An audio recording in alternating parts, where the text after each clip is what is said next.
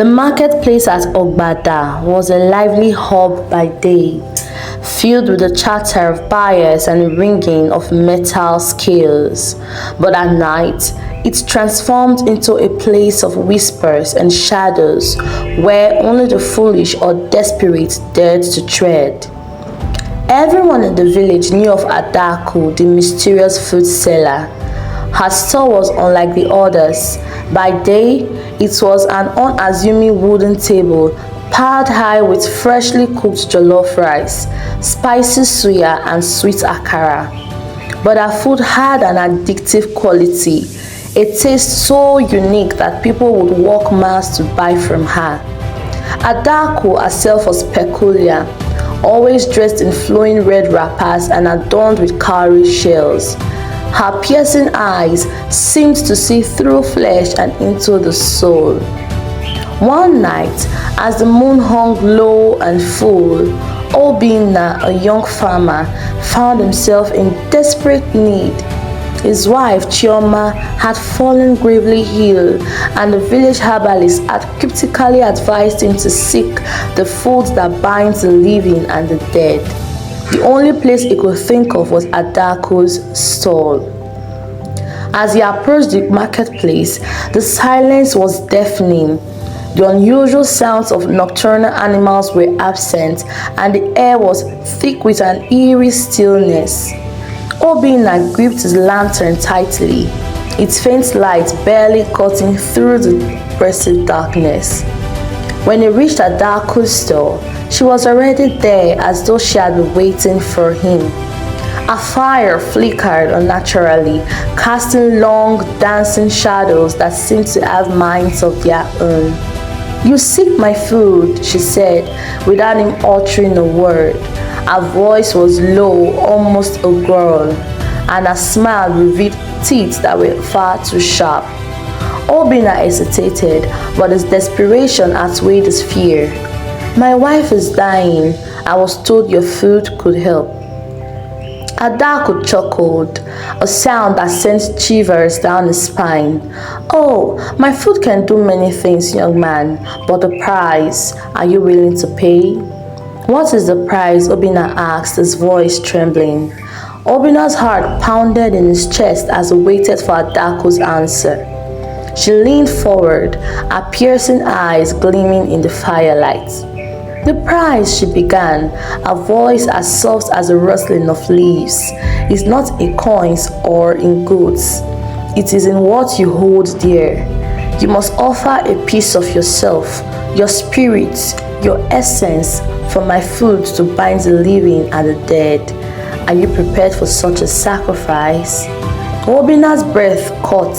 He thought of Chioma, her frail body lying on their straw mat, her breath shallow and uneven.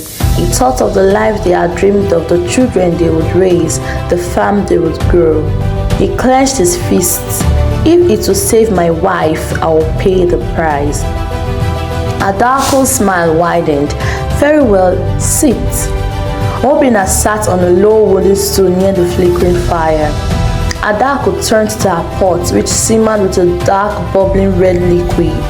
She chanted under her breath, her words an unrecognizable string of sounds that sent chills racing up Obinna's spine. Moment later, she ladled a thick red stew into a clay bowl and handed it to him. "This is the food that binds, but remember, once eaten, there's no turning back." Obinna stared at the bowl. The aroma was intoxicating, rich and savory, yet tinged with something he couldn't quite place. Slowly, he brought the bowl to his lips and sipped.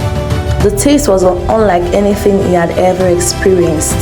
Spicy, sweet, and strangely metallic. It warmed him from the inside, but as he swallowed, a sharp pain sliced through his chest. He doubled over, gasping for air.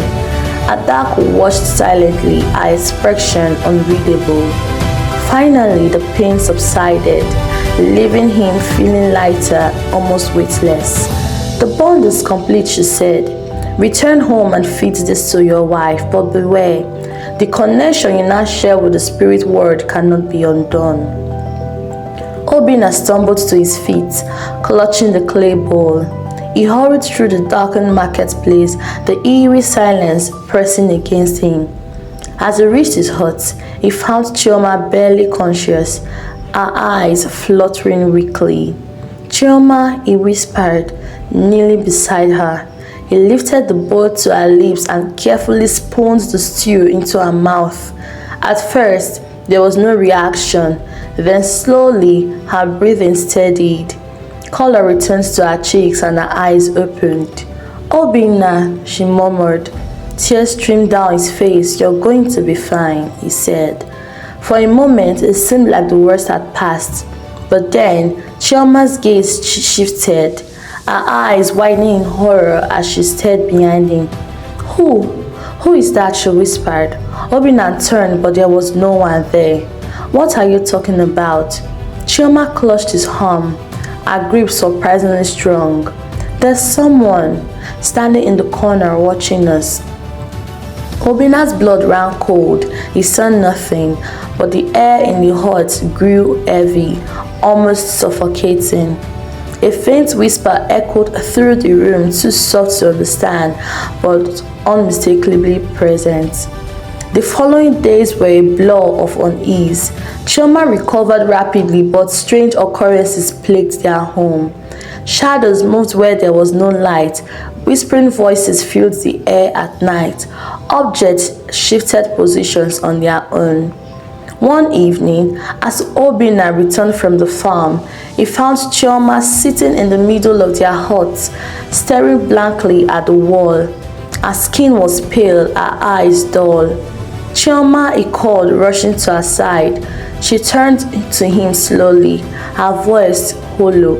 "They want more." "More?" Obinna asked, his heart sinking. "The spirits," she said. "They are hungry, they want more sacrifices."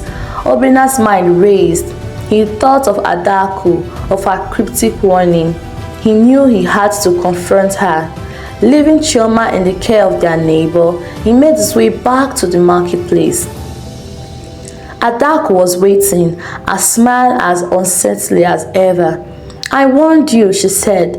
"The food binds, but the bond demands balance. The spirits are not so easily satisfied." "What can I do?" Obinna pleaded. "How do I stop this?" Adaku tilted her head, studying him. "There's no stopping it. The spirits have tasted your essence and now they crave more. The only way to sever the bond is to offer a replacement, a soul for a soul." Obinna staggered back. You mean I have to sacrifice someone else?" Adaku nodded. "The choice is yours. Save yourself and Chioma, or let the spirits consume you both." Turned and desperate, Obinna returned home. His thoughts a storm of fear and guilt. That night, as the whispers grew louder and the shadows pressed closer, he made his decision. The next morning, Obinna walked to the edge of the village where an old lonely beggar sat. The man was frail and blind, his clothes tattered. Obinna's heart ached as he approached him, but the image of Chioma's terrified face pushed him forward. "I have food for you," Obinna said, holding out a bowl of Adaku's stew. The beggar's face lit up with gratitude as he accepted the offering. Obinna watched as the man ate, each bite tearing at his conscience. That night, the whispers stopped, the shadows receded. For the first time in weeks, Obinna and Chioma slept peacefully. But as the days turned to weeks, Obinna noticed something chilly.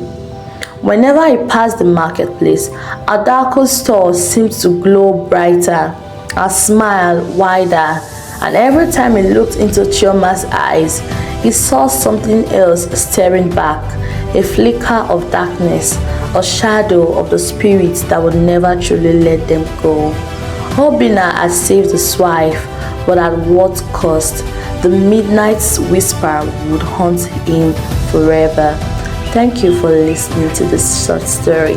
Stay tuned for more short stories from Tales by Kemi. Bye.